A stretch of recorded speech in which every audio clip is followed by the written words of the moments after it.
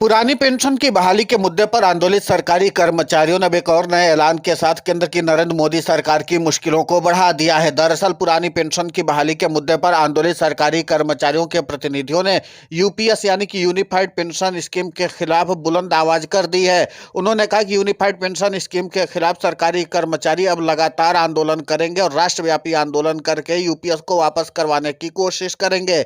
इतना ही नहीं, unified pension scheme को लेकर के सरकारी कर्मचारियों के प्रतिनिधियों ने इस बात को साफ कर दिया है कि अगर सरकारी कर्मचारी जो एनपीएस में है तो एनपीएस में ही बने रहे, यूनिफाइड स्कीम को कोई भी सब्सक्राइब ना करे।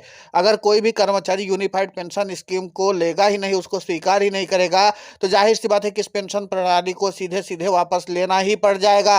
आपको बता दें कि यूनिफाइड पेंशन स्कीम को लेकर के सरकारी कर्मचारियों का रोष अब और भी ज्यादा बढ़ता चला जा रहा है, क्योंकि 1 अप्रैल 2025 से यूनिफाइड पेंशन स्कीम प्रभावी हो जाएगी। इसके पहले ही सरकारी कर्मचारियों के प्रतिनिधियों ने अपनी रणनीति को और भी ज्यादा मजबूत करने का फैसला कर लिया है और इसी के नाते से केंद्र की नरेंद्र मोदी सरकार की मुश्किलें बढ़ती चली जा रही हैं। आपको बता दें कि बजट में भी सरकारी कर्मचारियों को पुरानी पेंशन की बहाली पर कुछ खास लाभ मिला नहीं है। इसके अलावा सरकार ने सरकारी कर्मचारियों को कोई खास सहूलियत भी नहीं दी है बजट में। इसी के नाते से पुरानी पेंशन की बहाली के मुद्दे पर आंदोलित सरकारी कर्मचारियों का रोष सातवें आसमान पर है और इन सबके बीच में अब 1 अप्रैल 2025 से जब यूनिफाइड पेंशन स्कीम लागू होगी तो जाहिर सी बात है कि पुरानी पेंशन की बहाली के मुद्दे पर आंदोलित सरकारी कर्मचारियों की जो विधार है वो थोड़ी कुंद पड़ सकती है। इसीलिए पुरानी पेंशन की बहाली के मुद्दे पर आंदोलित सरकारी कर्मचारियों के प्रतिनिधियों ने साफ तौर पर अपनी रणनीति बना ली है। उनको लगता है कि पुरानी पेंशन की बहाली के मुद्दे पर अगर हम लोगों को व्यापक रणनीति के साथ काम करना है तो यूपीएस को साइडलाइन करने की बेहद जरूरत है। आपको बता दें कि यूनिफाइड पेंशन स्कीम को लेकर के सरकार ने अपनी मंतव्यता को साफ कर दिया था। सरकार ने कहा कि यूनिफाइड पेंशन स्कीम से देश भर के सरकारी कर्मचारियों को भारी लाभ होगा। आपको बता दें कि यूनिफाइड पेंशन स्कीम को लेकर के सरकारी कर्मचारियों और सरकार के बीच में लगातार मतभेद की बातें सामने आती रही थी और सरकारी कर्मचारियों ने खुलकर विरोध किया था। लेकिन जब सरकार पुरानी पेंशन की बहाली के मुद्दे पर आंदोलित सरकारी कर्मचारियों की बातों को सुनने के लिए तैयार नहीं है तो सरकारी कर्मचारियों ने भी कहा कि हम लोग यूपीएस को किसी भी हाल में स्वीकार नहीं करेंगे। दरअसल केंद्र सरकार ने राष्ट्रीय पेंशन प्रणाली यानी एनपीएस के तहत आने वाले सरकारी कर्मचारियों के लिए यूनिफाइड पेंशन स्कीम यानी यूपीएस लागू करने की घोषणा कर दी है। यह योजना 1 अप्रैल 2025 से लागू होगी। योजना का मकसद सरकारी कर्मचारियों को अधिक सुरक्षित पेंशन सर्विस देना है।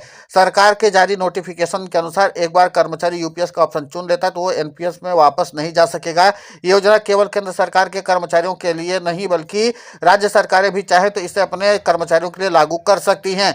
यूनिफाइड पेंशन स्कीम के तहत रिटायरमेंट से पहले अंतिम 12 महीनों की औसत वेतन सैलरी का 50% पेंशन के रूप में मिलेगा, बशर्ते कर्मचारी ने न्यूनतम 25 साल की सर्विस पूरी की हो। यदि कर्मचारी ने 10 से 25 सालों के बीच सर्विस की है तो न्यूनतम 10,000 रुपये मंथली पेंशन दी जाएगी। स्वैच्छिक रिटायरमेंट लेने वाले कर्मचारी जिन्होंने 25 साल की सर्विस पूरी कर ली है उन्हें पेंशन उसी उम्र में मिलनी शुरू होगी जिस उम्र में वो सामान्य रिटायरमेंट लेते हैं। अगर पेंशनर का निधन हो जाता है तो परिवार को पेंशन का 60% हिस्सा मिलेगा। अब इन तमाम चीजों को लेकर के भी सरकारी कर्मचारियों में बहुत ज्यादा रोष व्याप्त है।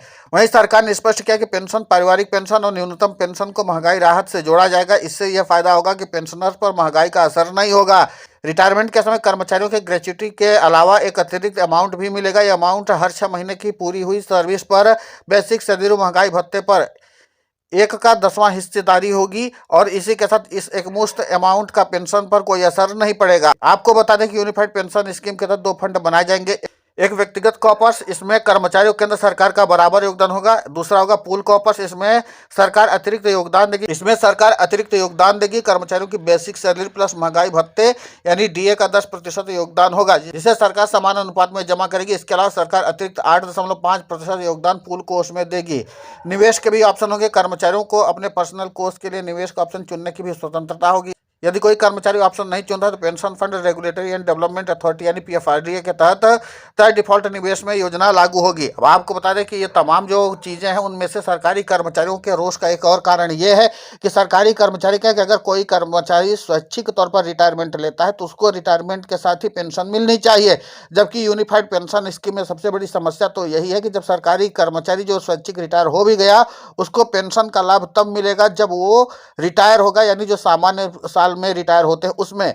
इसी के नाते से सरकारी कर्मचारियों में रोष व्याप्त है। देखना ही होगा कि क्या सरकारी कर्मचारियों के इस विरोध का कोई असर सरकार पर होता भी है या नहीं। फिलहाल इस पूरे घटनाक्रम को लेकर के आपकी प्रतिक्रिया बहुत महत्वपूर्ण होती है। आप हमें कमेंट करके जरूर बताएं। साथ ही हमारे चैनल को सब्सक्राइब करें, खबर को ज़्यादा से ज़्यादा शेयर करें ताकि पुरानी पेंशन की बहाली का मुद्दा और बुलंद हो।